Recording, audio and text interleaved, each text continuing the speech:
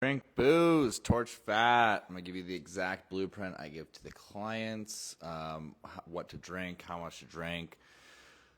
Supplementation. We go over how to set alcohol front-end macros. Yeah, let's dive right into it. So I'm a big fan of the saying, if you can't do it forever, don't do it now. And I'm never gonna tell someone to do something that I can't do, which is not drink alcohol. So now let's get into some myths, okay, before we kind of get into all this stuff, because you can drink alcohol and lose fat. I know every influence in the world has told you otherwise, but it's bullshit. I think the biggest thing that's like, oh, it turns off your fat burning switch. Your fat burning switch, which is your fat metabolism, fat oxidation, never turns off, right? It just increases and decreases, and that depends on the type of alcohol you're drinking. There's also a lot of other factors aside from drinking alcohol that can turn up and down your fat metabolism, like sleep, like lifestyle, like nutrition, exercise, et cetera, et cetera. So there are a lot of other factors, the hormones, right? So I'm going to give you exactly how to structure it, what to drink, supplementation to take. Let's go. First and foremost, how to set macros. If you are not tracking your macros and you're drinking alcohol on your fat loss journey, you have no business drinking alcohol on your fat loss journey.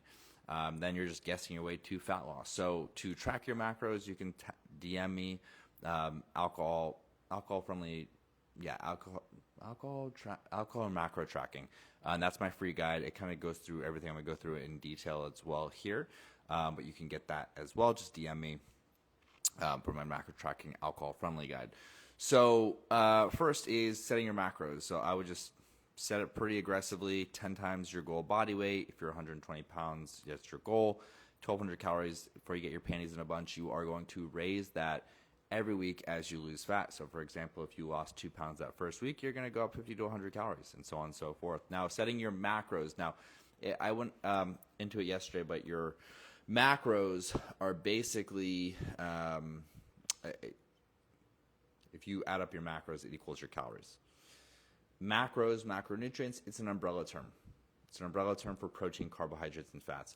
Now, when we're talking about protein, carbs, and fats in terms of grams, each fat, carb, and protein has a certain calorie amount allocated to it. So, for example, 1 gram of fat is 9 calories, 1 gram of protein is 4 calories, and so on and so forth. So, don't worry so much about the calories once you do set your macros, because if you hit your macros within 10%, there's a lot of different calculators out there, so you're going to pull your hair out trying to hit all 4 of them. So with hitting macros, how to set them: if you are in menopause, 0.8 to 1.1 grams per pound of body weight. If you're not in menopause, 0.6 to 1.1 grams per pound of body weight is what you want to target.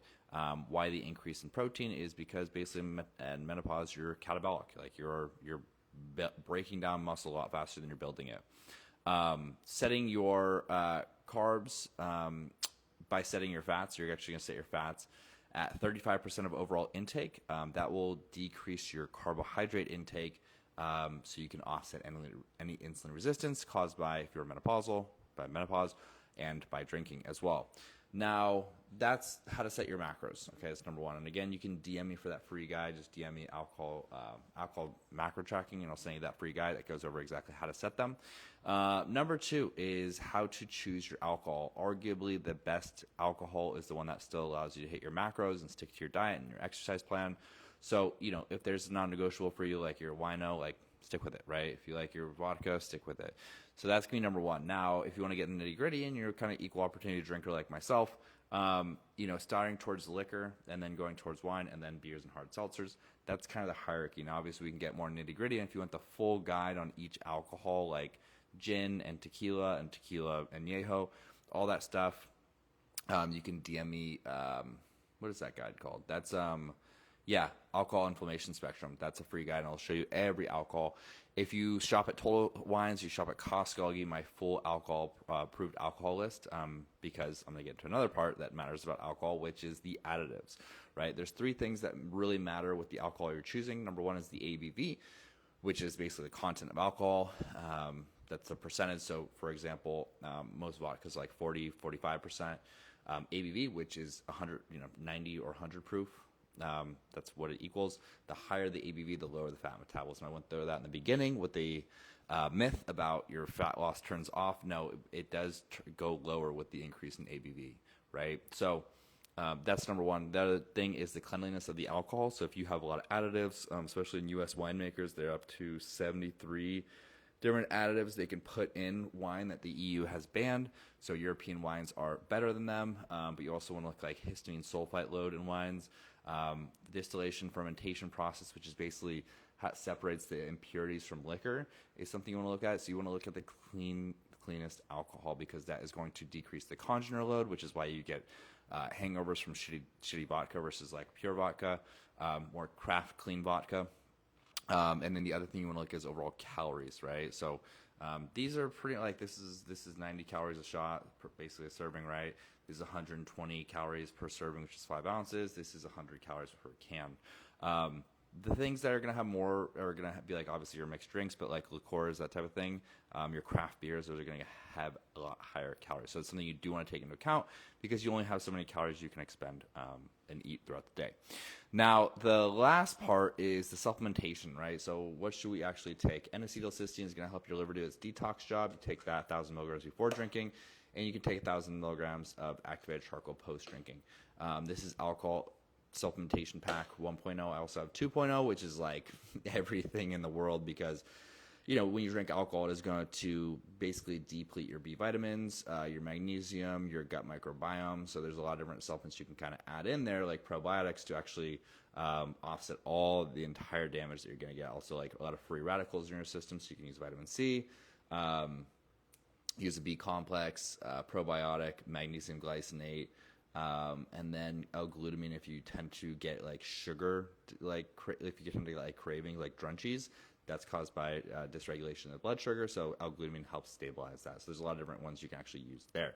So macros are set, alcohol is chosen, supplementation. Now we have mindset, right? How do you actually stick with this? Well, best game plan is having a plan ahead of time. Now, if you're someone who tends to just kind of like fuck up because it's like a structural thing, like throughout your day, like you're just like going by the seat of your pants, like, yeah, you need to get a game plan together. I would start pre-tracking all your food and your alcohol that you're going to drink that day. If it's more of like you are super type A and you're dialed in, but you're a comfort eater, then you would try to do more of like an intuitive process where you're eating and drinking throughout the day and just only eating when you're hungry and stop when you're full. Same thing with the alcohol. Now, overall, alcohol in terms of mindset, you do want to cut alcohol out 3 hours before bed, because it is going to disrupt your sleep. And that's pretty much it. Again, find the alcohol that allows you to stick with your macros.